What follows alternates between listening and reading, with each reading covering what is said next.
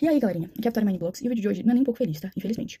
Tem acontecido uma coisa na minha vida muito injusta, e que eu preciso falar com vocês porque eu tô sendo silenciada. Primeiramente, eu tô sozinha nesse quarto aqui, tá? Tô sozinha. O que tá acontecendo?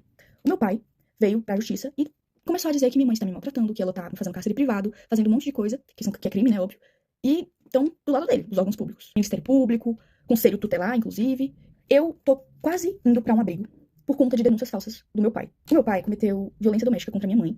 E isso foi 1% das coisas que ele já fez. E comigo também, ele cometeu diversos abusos. Quando eu tinha 11 anos de idade, meu pai me colocou sem roupa na frente dele, e eu já tinha corpo, já tinha seios, e ele me colocou pelada na frente dele, com 11 anos de idade, tá? E ele me obrigou a ficar sem roupa na frente dele. E eu tentava tampar, né? Porque eu tava me sentindo extremamente desconfortável e mal. Eu tava chorando, pedindo pra ele, eu tava implorando pra ele deixar eu me vestir e deixar eu me tampar. E ele começou a gritar, dizendo que não era pra mim tampar e que era pra mim soltar a mão. Uma criança de 11 anos de idade. E isso foi pouco, perto de tudo que ele já fez. Eu cresci vendo meu pai tentando matar minha mãe. Eu cresci vendo meu pai maltratar minha mãe. E antes que alguém pergunte, por que sua mãe demorou 12 anos pra se separar do seu pai? Porque ele ameaçava matar os meus avós, que são os pais da minha mãe. Muita coisa aconteceu. Enquanto a minha mãe trabalhava, ele ficava trazendo um monte de pessoas pra dentro de casa. Eu ficava sozinha com ele e ele trazia uns amigos dele pra dentro de casa com uma criança, menina dentro de casa. E ele já chegou a quebrar computadores no soco. Ele já chegou a quebrar muitas coisas. Ele quebrava prato, quebrava um monte de coisa. Vidro, pote, ele quebrava tudo tacando na parede, querendo causar medo em mim, na minha mãe. Ele ficava, quando eu usava regatinha assim, e vinha o detalhezinho, ele ficava fixado naquela blusa, ficava olhando como se eu fosse um objeto. É nojento, a níveis assim, exorbitantes, tá? E o que mais me revolta é que os órgãos públicos não acreditam na minha palavra e na da minha mãe. O meu pai já chegou a correr atrás da minha mãe com faca, ameaçando matar ela. Ele já chegou a chegar na minha frente, isso tudo na minha frente. Ele colocava eu e minha mãe no carro e começava a correr em velocidade muito rápida pra causar medo. E ele já chegou a quase bater várias vezes o carro, tá?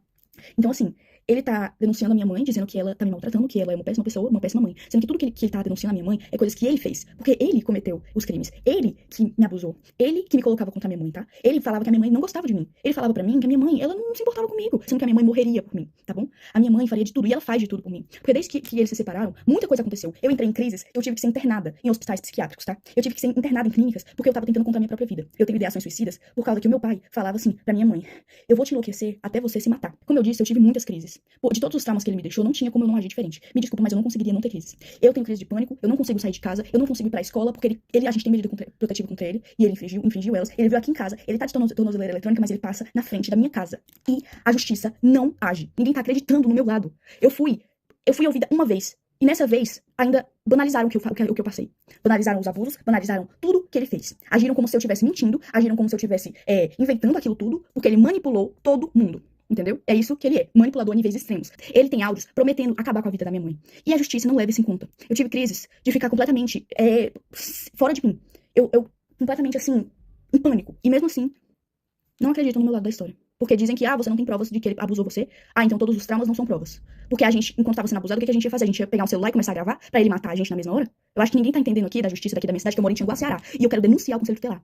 Porque ninguém tá dando voz. As vítimas de verdade estão dando voz ao abusador. Entendeu? Porque o Conselho Tutelar dá informação pra ele, porque ele já foi motorista do Conselho Tutelar aqui de Tinguá. E ele tem essas amizades. E falam pra ele as coisas do processo que ele não poderia saber. Ele foi na minha escola, mesmo tendo medida protetiva. A minha mãe tenta ao máximo não falar como tá o processo, porque isso já me deu diversas crises. Um oficial de justiça veio na minha casa porque ele pediu pra tirarem a medida protetiva. Por que ele quer que a gente tire a medida protetiva? Porque ele quer ficar passando aqui, mesmo com tornozeleira eletrônica, ele continua passando aqui na frente. Ele quer fazer medo, ele quer torturar, porque ele ama isso. Ele ama torturar. Eu conheço o meu pai.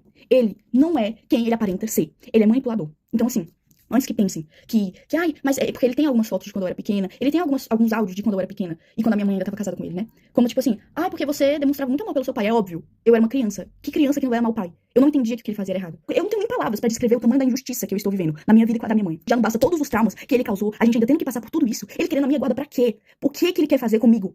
Isso é um absurdo. Completamente absurdo. Eu não queria ter que transformar o meu canal, infelizmente ter que falar sobre isso no meu canal, mas é a única forma, porque a justiça não está sendo feita. E se não querem me ouvir, eu vou fazer com que eu seja ouvida, entendeu?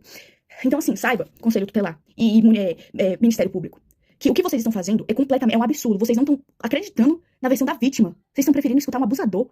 Isso é um absurdo. Eu não tenho nem palavras pra descrever o tamanho do choque que eu tenho, tá? Tudo que ele tá denunciando, o cárcere privado, maus tratos, era tudo isso que ele fazia. Era exatamente isso que ele cometia. Ele proibiu eu e minha mãe de a gente sair de casa. A gente não podia sair de casa. E se saísse, ele surtava e quebrava as coisas. Tô cansada de ter que viver com medo, porque eu tenho medo de sair de casa. Eu sinto como se ele estivesse me vigiando. Eu não tô indo pra escola, eu tô tendo que estudar em casa, porque eu tenho medo. Eu não aguento mais ter medo. O meu avô é mais pai do que o meu próprio pai biológico, tá? A minha avó é a minha segunda mãe. Eu tenho duas mães, a minha mãe mesmo e a minha avó. Mas o Jorge não se encaixa nisso. O meu pai não se encaixa nisso. Ele não é família. Ele só é genitor. Mas ele não é família. Ele não é um pai de verdade. Porque um pai que ama não faz as coisas horrendas que ele fez. Então eu venho aqui pedir justiça, tá? Porque eu não aguento mais não ser ouvida. E eu quero pedir perdão se isso causou gatilho pra alguém, mas é o que tá acontecendo. Eu não posso esconder mais isso. Porque vocês me acompanharam desde que eu tinha 8 anos, então vocês merecem saber.